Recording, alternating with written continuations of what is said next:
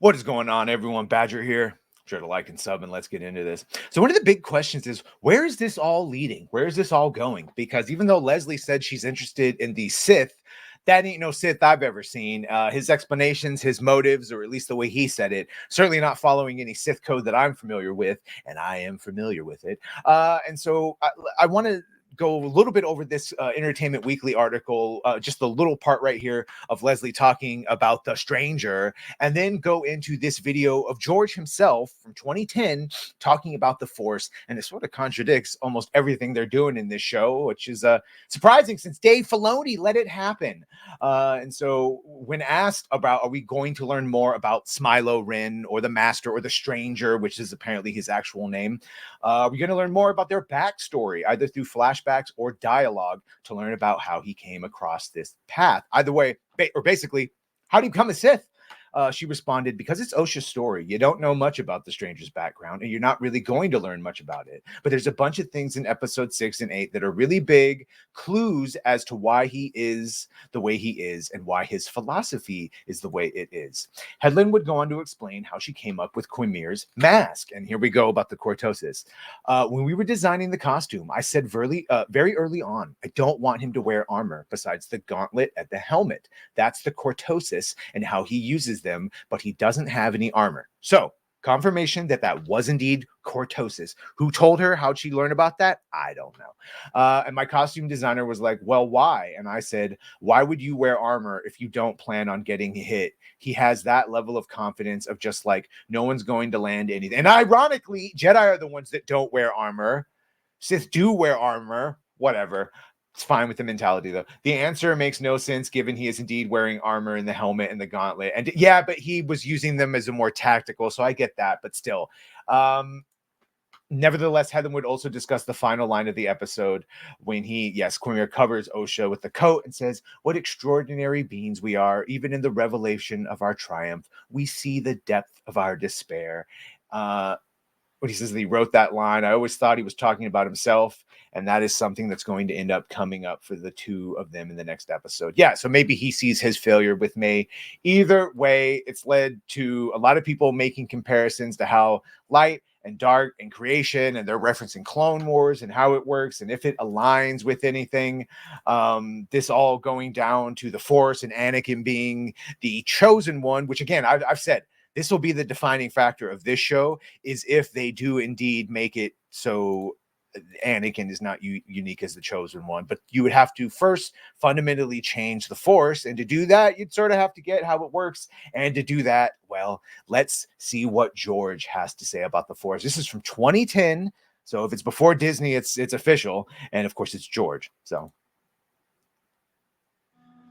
Vader was seduced. Actually, because I'm a noob, let me just make sure that I do this the right way, present, because I would hate to film this all. So Brave tab, you want to make sure you get audio there. Okay.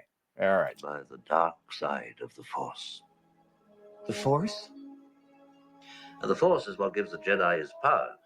And I would also point out that George has honed and changed his beliefs. So obviously what he says about the Force and Jedi in 1970 is very different than what he says about it in 1980, 1990, and early 2000s. Found in all living things, around us, flows from us, controls. Hey, look, diversity. As individuals, yet we have free will. We have a destiny if we want to follow it. We live for a reason and must discover what it is. We have a destiny if we want to follow it. The Force has a will. You don't have to follow it. But if you do, glorious things will happen. I think it's up to us to find it and follow it. It looks like it was done when I started episode 1. Oh, okay. Because it looks like it's referring to episode 1. And a lot of this, like this thing about the Force, in all living things that surround us, is really just a capsule of what was said in episode 5. Life creates it. Makes it grow. Its energy surrounds us and binds us. The core of the Force. I mean, you got the dark side, the light side. One is selfless, one is selfish. And you want to keep them in balance. What happens when you go to the dark side is it goes out of balance, and then you get really selfish and you forget about everybody, and you ultimately lead yourself, because when you get selfish, you get stuff, or you want stuff. And when you want stuff and you get stuff, then you are afraid somebody's going to take it away from you. And that's what happens with Anakin. He's deathly afraid of having Padme taken from him, having his control and his power taken from him. Whether it's a person or a thing or a particular pleasure experience.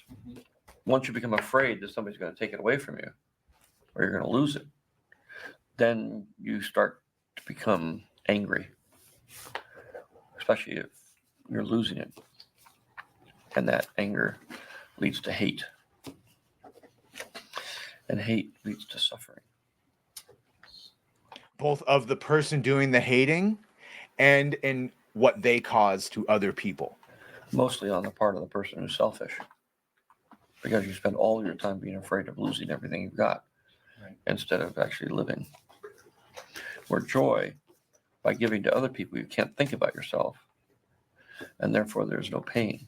And this is why Jedi are supposed to not have attachments. This is why Yoda, when Anakin goes for advice, and Yoda says, train yourself to let go of every single thing that you're afraid to lose.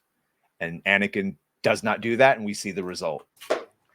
But the pleasure factor of greed and of selfishness is a short-lived experience. Therefore, you're constantly trying to replenish it. But of course, the more you replenish it, the harder it is to. So you have to keep upping the ante. You're actually afraid of the... Oh, look at who this little bitch is without his cowboy hat and before he went on a keto diet. That's Dave Filoni. I recognize him. Ah, see, just one of a dude of many dudes in the room. Pain of not having the joy.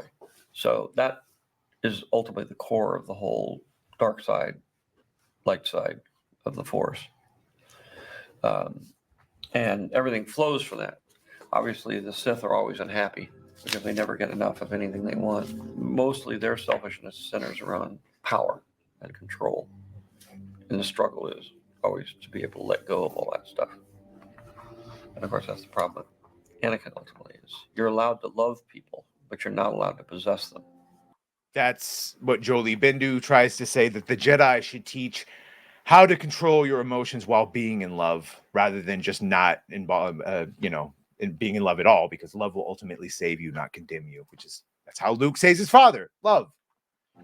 And what he did is he, fell in love and then married her and then became jealous. And then he saw in his visions that she was going to die. He couldn't stand losing her. So in order to not lose her, he made a pact with the devil. And yes, Palpatine is the devil. So if they try to, the Sith are misunderstood. No, they're not. No, they're not. To be able to become all powerful. I am becoming more powerful than any Jedi has ever dreamed of. And I'm doing it for you. But of course, when he did that, she didn't want to have anything to do with him anymore. So he lost her. Anakin, you're breaking my heart. Once you were powerful, being able to bring her back from the dead, well, if I can do that, then I can be Emperor of the Universe. I can get rid of the Emperor. I can do everything. I can make everything the way I want it. And together, you and I can rule the Which he's not wrong. He's not wrong. It just wasn't his destiny. galaxy. Make things the way we want them to be. And once you do that, you'll never be satiated. You're always going to be consumed with this driving desire to have more stuff and be afraid that others are going to take it away from you. And of course they are. Because every time you get two Sith together, you have the master, you have the apprentice, and the apprentice is always trying to recruit another apprentice to join with them to kill the master. And that is what I think the point overall of what the Acolyte is. And I realize the reason they don't call the show The Apprentice is because Trump already got that one. So that's the point. The entire of a master apprentice leapfrogging through the centuries is so that the master is always the strongest. And when he's not, the apprentice replaces the weakened master. So he is the strongest. And then that Sith recruits another one. So we saw Darth Vader recruit Galen Merrick, Force Unleashed Starkiller, to try and go against Palpatine. We've seen it many a times, just one tactic. And if you go by legends, even pre-Disney, Plagueis who was killed by Sidious in his sleep, he got Maul while he was still an apprentice himself. So it's a very common thing, a master to hold power, an apprentice to crave it. Now, I think it's bitch made. I think you should just challenge your master and beat them full 1v1. But if you want to do the scheming route, hey, it's an older code, sir, but it checks out. Luke, you can destroy the Emperor. He has foreseen this. It is your destiny. Join me. Together, we can rule the galaxy as father and son. And the master knows that he's basically everybody below him wants his job. Your hate has made you powerful. And as you can see, when in Revenge of the Sith, when he's fighting Yoda, he says Darth Vader will become more powerful than either of us. He's completely happy with it because there's no greater joy for a Sith than to find the strongest and have it be better than the Jedi. And he was going to find the Sithari. Anakin was going to be the chosen one of the Sith. And then he fucked up and he became 80% as powerful as, these are Nick Gillard's power levels, 80% as powerful as Sidious. So 80% as powerful as Sidious, still stronger than most, if not almost all Jedi, but not strong enough to take him on, which is why they both spent, until Luke redeems him, trying to get one up on each other. Now, fulfill your destiny and take your father's place at my side. Only way to overcome the dark side is through discipline. The dark side is pleasure, biological, and temporary, and Quick, easier, more seductive. easy to achieve. The light side is joy, everlasting, and difficult to achieve. The great challenge must overcome laziness, give up quick pleasures, and overcome fear, which leads to hate. Fear is the mind killer. This is a common theme. Amen. Now let us pray. Remember, So, I mean, there you go. I hope that gave you a basic cursory understanding of the Force and where they might be going. I have no idea where they're going with Osha and May. That's her little frozen lesbian love sister thing. But as far as what the hell is the stranger doing, I think his overall thing is he wants an apprentice so that he can overthrow his master, which we've yet to see, which I still think is one of the moms, and he's not actually out there as venomous and tenebrous. And this is just some dark side user who got recruited by Coral or Anastasia. Yes. But we'll see. I don't know. Let me know what you think of this. Make sure to like, share, and sub. If you have done that, thank you. If you're going to do that, thank you. And Well, bye.